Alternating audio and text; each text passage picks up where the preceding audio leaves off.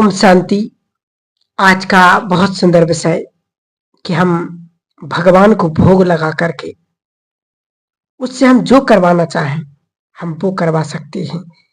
भगवान को हम बांध सकते हैं, क्योंकि भगवान को बांधने की दुनिया में कोई ऐसी रस्सी नहीं जो उसे बांध सके। किसी की ताकत नहीं जो उसको बांध सके, लेकिन वो बंध जाता है सदा सदा के लिए, युगों युगों के लिए, केवल भावनाओं से और प्रेम की रस्सी से। वो हम सबके पास है, आपके भी पास है, तो उसको बांधिए, प्रीत की धागा बांधिए। इतिहास गवाह है कि प्रीत की रीत भगवान जरूर निभाता है। आप इतिहास उठा करके देख लीजिए, प्रीत की रीत ना निभाए ऐसा हो नहीं सकता है, असंभव। मेरे दिल में यदि प्रीत है तो फिर देख के वो चमत्कार कैसे करता है, साथ कैसे निभाता है। तो 24 घंटे में एक बार अपने घरों में, जिनके घरों में नॉनवेज नहीं बनता है, सात्विक है किचन, वो जरूर बाबा को भोग लगाएं। आने वाले समय में, समय चाहे कैसा भी हो, लेकिन भगवान अंतिम श्वास तक उसको जरूर दाल रोटी दूंगा। जिसके घर से भगवान ने भोग स्वीकार किया होगा उसको भूखा नहीं रहने देगा वो। एक जन्म तो छोड़िए, इस सृष्टि पर जितने भी हमारे जन्म होंगे, हमारे भंडारे भरपूर होंगे, काल कंटक सब दूर होंगे। ये भोग लगाने का रिटर्न मिलता है। तो अपने घरों में भगवान को जरूर भोग लगाइए, श्रद्धा से, प्रेम से। और केवल भोग लगाने से भगवान ही प्रसन्न नहीं होता। जिस घर में भगवान का प्रसाद परिवार को खिलाया जाता है, वो परिवार बहुत संस्कारी होता है, शांति होती है, समृद्धि होती है, धन की भी बरकत होती है, और परिवार में प्यार, मान, सम्मान ये बना रहता है। इतने फायदे हैं इस भोग के। ये ऐसी हजारों माताओं बहनों के अनुभव हैं, क्योंकि भोजन का असर सीधा मन पर होता है। क्योंकि ये कई माताओं बहनों के अनुभव आए हैं, जो उन माताओं बहनों ने अपने पतियों की दारू, ड्रग्स, गुस्सा, बुरी लतें, आदतें पानी चार्ज करके और भगवान को भोग लगा करके उन्हें ठीक कर दिया। ऐसे ऐसे एक्सपीरियंस हैं। तो भोग लगा करके हम ऐसे परिवर्तन कर सकते हैं। देखिए, और एक दिन में रिजल्ट नहीं मिलता, 6 महीने, 8 महीने करके बाबा को भोग लगा लगा करके, खिला करके उनको, और धीरे धीरे उनको परिवर्तन आया कि उनको खुद संकल्प आने लगा, इससे मैं मर जाऊंगा, मेरा जीवन खराब हो जाएगा। और वो अपने आप कहने लगे कि मुझे इन चीजों से छोड़ना है, मुझे इन चीजों को छोड़ना है। वो अपने आप अपने मुख से कहने लगे, चाहे वो कोई कैसी भी आदत हो। परिवार को बोला कि मैं जीना चाहता हूं। अब जब छूटना चाहता है तो छूट गया। जो बिल्कुल मरने की कगार में थे, दिमाग खत्म, आज वो अपना अच्छा बिजनेस संभाल रहे हैं। इस भोग की, इस प्रसाद की, इस जल की ये ताकत है। तो इसे आप महत्व दीजिए अपने लिए, अपने परिवार के लिए, सुख शांति समृद्धि के लिए भी, वृद्धि के लिए भी। तो ये बहुत बड़ी शक्ति माताओं बहनों के हाथ में है, आप सभी के हाथ में है। दूसरी बात जो बहुत ही इम्पोर्टेंट है इस वर्तमान समय के लिए, प्रकृति को अपने फेवर में लाइए। 5 मिनट, हमारे 24 घंटे में 5 मिनट आप प्रकृति को समर्पित कर दीजिए। प्रकृति को सकाश देना, उसको एप्रिशिएट करना, प्यार करना, उससे नजदीक में बनाना, उससे उसका धन्यवाद करना, और मेन इम्पोर्टेंट है उसका धन्यवाद करना। 24 घंटे में जरूर प्रकृति को धन्यवाद कीजिए। देखिए, हमें कोई एक गिलास पानी दे दे, या फिर हमें बोतल खरीदना पड़े, तो हम जेब से पैसे निकालते हैं। कोई फ्री का भी एक गिलास पानी देता है तो हम उसका सर झुका करके थैंक यू बोलते हैं। वायु का देखा हम सब ने, देखो सिलेंडर कितने महंगे मिल रहे थे, कोरोना में। अब सोचिए, युगों की और सदियों की बात तो छोड़ दीजिए कि ऑक्सीजन मिलेगा या नहीं मिलेगा, तो हम कितने जन्मों से फ्री में ऑक्सीजन लेते आ रहे हैं, कितने ही सिलेंडर हमने फ्री में ही फूंक दिए होंगे, किसी को पता है? तो तो धन्यवाद बनता है कि नहीं बनता? प्रकृति हमें फ्री में दे रही है। एक बल्ब जलाते हम प्रकाश के लिए, तो उसका हमें भारी भरकम बिजली का भरना पड़ता है, परंतु सूरज हर दिन निकलता और शाम तक प्रकाशित करता है। इसका धन्यवाद बनता है कि नहीं बनता? बनता है कि नहीं बनता? पानी अगर मुझे 10 दिन ना मिले, तो आप जैसे बैठे हो ऐसे बैठ नहीं पाओगे, इतनी बदबू आने लगेगी शरीर में एक दूसरे में से। पानी के बिना हम 5 दिन भी नहीं अपने जीवन की कल्पना कर सकते हैं।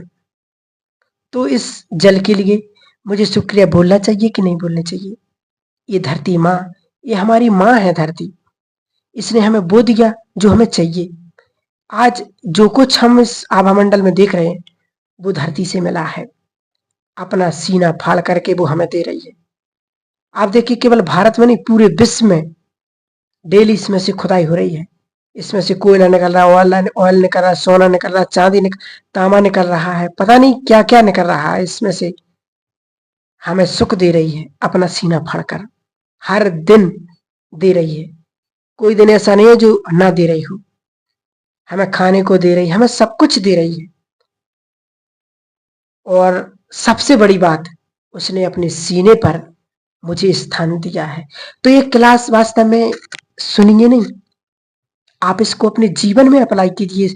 इसको महत्व दीजिए कि ये वास्तव में सच्चाई क्या है, ये जरूरी है कि नहीं है। अपने आप से बातें कीजिए, क्या सचमुच मैं प्रकृति का धन्यवाद कर रही हूं या कर रहा हूं? बाबा हमेशा कहते थे, जो बच्चे, बाबा पहले सिखाया करते थे बच्चों को, कि जो बच्चे बड़ी जोर जोर से धाप थाप करके चलते हैं, तो उनको बुला करके बड़े प्यार से बाबा कहते थे कि बच्चे, ये धरती माँ है तुम्हारी, अपने, और धरती माँ ने अपने सीने पर तुम्हें रहने के लिए दिया है, इसलिए इस पर ऐसे चलो, ऐसे रहो, ताकि धरती माँ को ऐसा अनुभव हो कि ये मुझे फूल चढ़ा रहे हैं। ऐसे मत चलो कि उसे आभास हो कि ठोकर मार रहे हैं। कैसे रहना है मुझे इस धरती माँ के सीने पर। आज तो हम जहां मर्जी है थूक देते, फेंक देते, इस धरती को गंदा करने में लगे हुए हैं। तो आप सभी जरूर इसको करेंगे कि हम, जितना सुख उसने दिया है उतना तो हम उसको सुख दे ही सकते हैं।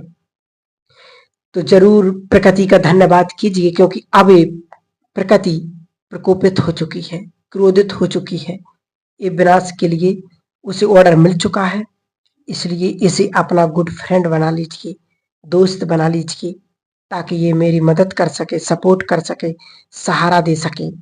इसलिए 24 घंटे में एक बार पांचों तत्वों को शुक्रिया करें, आभार व्यक्त करें, आभार मानिए इसका, धन्यवाद कीजिए इसका, एप्रिशिएट कीजिए। और साथ में 5 मिनट 5 तत्वों को पावरफुल सकाश जरूर प्रोग्राम बनाएं अपने योग में। अगर 1 घंटा योग करते हैं तो 5 मिनट हर रोज धरती माँ को, प्रकृति को सकाश जरूर देना है। और ये देना ही बहुत जरूरी है, क्योंकि आने वाले समय के लिए, और मान लीजिए किसी कारण से ये देह है, क्योंकि प्रकृति आपदाओं से ही छूटेगा, तो ये मान लीजिए बिल्कुल बगैर कष्ट के, तो सम्मान से, विद रिस्पेक्ट से वो हमें लेकर के जाएगी। इसका सीधा बिल्कुल स्पष्ट उदाहरण है हमारे शास्त्रों में सीता माँ का। सीता माँ को कैसे ले गई थी धरती माँ? सम्मान सहित, बिना कष्ट के, बहुत आराम से अपने में समा लिया था। तो विनाश काल में ये देह ड्रामानुसार यदि छूटना भी होगा तो अपने सम्मान से बिना कष्ट के अपनी गोद में ले लेगी प्रकृति। आज से एक बात याद रखना हमेशा कि जब भी भोजन करो तो प्रकृति को शुक्रिया जरूर करो। उससे पहले शिव बाबा का जरूर शुक्रिया करो। एकदम ऐसे नहीं कि थाली सामने आई और एकदम अटैक, ये नहीं करना है। हमारे बड़े बुजुर्ग बहुत अच्छी बातें सिखाते थे, करते थे। भोजन भजन शांत में एकांत में। भोजन करने की भी एक विधि होती है, फिर वो भोजन संजीवनी बनकर अमृत बनकर के वो मुझे फायदा देगा।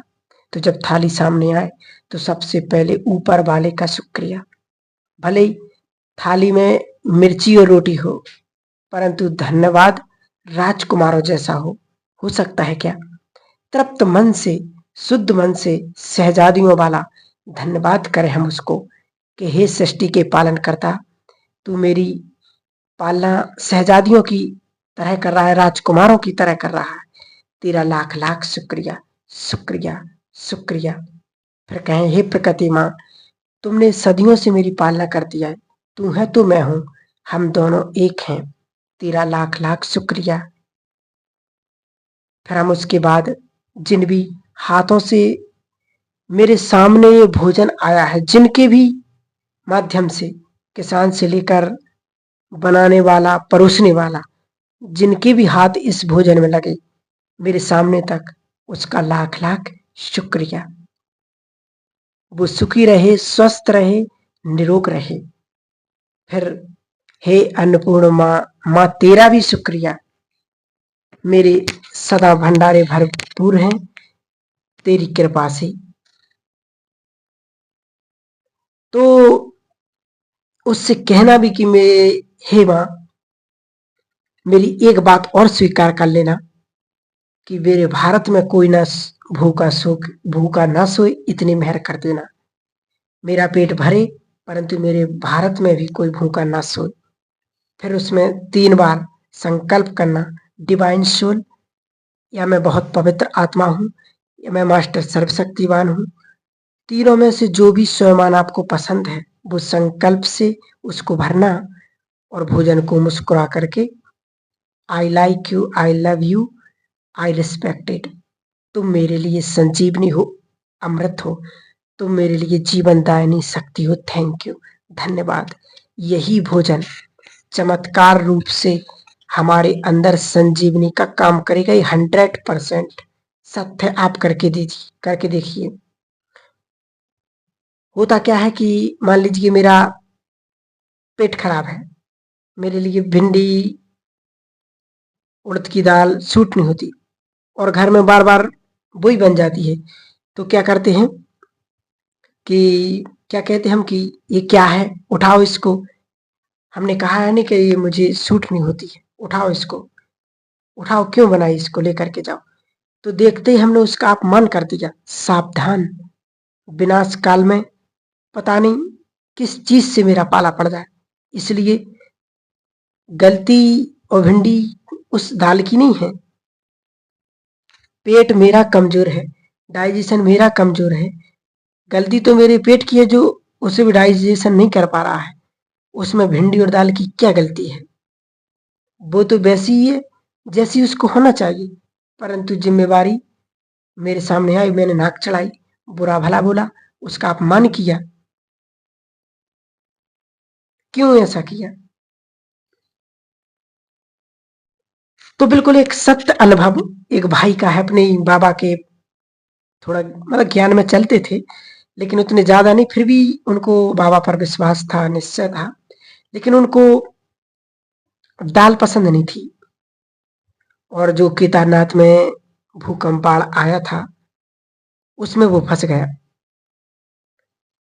और उस भाई के सामने जब भी कोई उड़द की दाल या उस उड़द की दाल से बनी हुई कोई चीज उसके सामने आ जाए तो इतना ही इरिटेट हो जाता था कि कभी कभी थाली उठा करके फेंक देता था। नॉन वीक ही था, मतलब ज्यादा। तो वहां फंस गया था बाढ़ में, और 5 दिन पानी के अंदर दलदल में फंसा हुआ था, कीचड़ में। अब उसे लग रहा था कि मुझे पानी भोजन यदि नहीं मिला तो मेरे प्राण निकल जाएंगे। लास्ट लास्ट की बात उसमें। तो तभी कहीं से एक अनाउंस हुआ और उसने सुना कि थोड़ी दूरी पर सूखा स्थान था कि वहां हेलीकॉप्टर फूड पैकेट फेंकेगा और जिसको चाहिए वो वहां आकर के लो। चारों ओर लोग फंसे हुए थे, अनाउंस कर दिया था। तो आज उसने सोचा कि आज तो मुझे वो पैकेट लेना ही पड़ेगा, परंतु नहीं, अगर नहीं लूंगा तो शाम तक मैं जिंदा नहीं बचूंगा।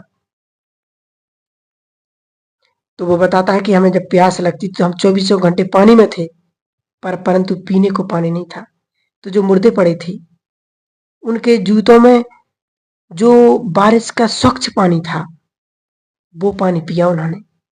आप सोचिए क्या स्थिति, जब प्रकृति अपने पे आ जाती है। तब बाबा ने कहा कि डायमंड की यदि तुम रिंग भी दोगे ना, एक गिलास पानी भी नहीं मिलेगा। और ये हुआ वहां। और एक व्यक्ति की एक क्लिप भी आई थी उसमें कि एक व्यक्ति ने कहा कि मेरे पास लाख रुपया है, ले लो, पर खाने पीने को कुछ दे दो। बोलता बोलता ऑफर करता करता लाखों रुपए हाथ में लिए हुए वो मर गया। उसे ना खाने को ना पानी को मिला। इसलिए समय रहते हुए प्रकृति से अच्छी दोस्ती कर लीजिए। अब उस भाई ने क्या किया कि वो इतना कीचड़ में था, धीरे धीरे कोशिश कर रहा था, शरीर में शक्ति नहीं थी, परंतु आज उसने पूरा आत्म बल लगा दिया था कि मुझे बाहर निकलना है और मुझे पैकेट लेना है, मुझे खुद को बचाना है। अब वो कम से कम 50 मीटर के दलदल में फंसा था। उसके बाहर सूखी जगह थी तो वहां पैकेट गिर रहे थे। तो वो बोलने लगा कि मुझे वो 50 मीटर निकलने में मुझे सुबह से शाम हो गई थी, इतनी बुरी तरीका से मैं फंसा हुआ था। और जब वो सूखे में गया और बाहर गया तो उसकी शरीर की शक्ति बिल्कुल समाप्त हो गई और धरती पर बिल्कुल सीधा लेट गया। और सामने ही वो पैकेट डले हुए थे। तो चलने की हिम्मत नहीं हुई। जैसे सांप चलता है ना रेंगते हुए, ऐसे जमीन पर रेंग रेंग करके वो जा रहा था उस फूड पैकेट को लेने के लिए। और जब वो भाई साहब वो फूल पैकेट उसने खोला तो उसमें क्या निकला, वही उड़द की दाल और चावल। खा या मर, अब दो ही ऑप्शन है उसके पास। इसलिए हम कहते हैं कि प्रकृति की किसी भी वस्तु का अपमान मत कीजिए। पता नहीं कब कहाँ किससे पाला पड़ जाए। विनाश काल में यदि मुझे वही चीज मिली तो फिर क्या करेंगे, है ना। यदि आपको हजम नहीं होती है तो उसमें दाल की क्या गलती है। उसको अपमान क्यों किया, उसको देख करके नाक क्यों चढ़ाई, चढ़ाना चाहिए था कि नहीं। तो अभी कोई ऐसी वस्तु आपके सामने आ जाए तो कैसे खाइए। तो हमेशा बाबा को याद करके उसको दृष्टि दे करके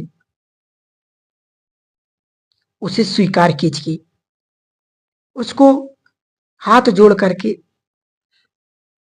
कहिए कि आप बहुत अच्छी हो, बहुत टेस्टी हो, परंतु मेरा पेट कमजोर है, थैंक यू, आपको मैं नहीं खा सकता। तो मतलब उसको थैंक यू कीजिए, मतलब उसका अपमान मत कीजिए। उसे दिल से स्वीकार कीजिए, उसे अप्रिशिएट कीजिए, उसके टेस्ट का आनंद लीजिए।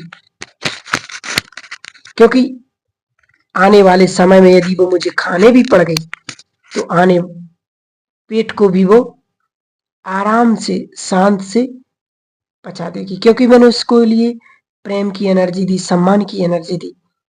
तो वो कोहराम नहीं मचाएगी, वो शांति से पच जाएगी। फेवर में लीजिए सबको। तो प्रकृति का धन्यवाद।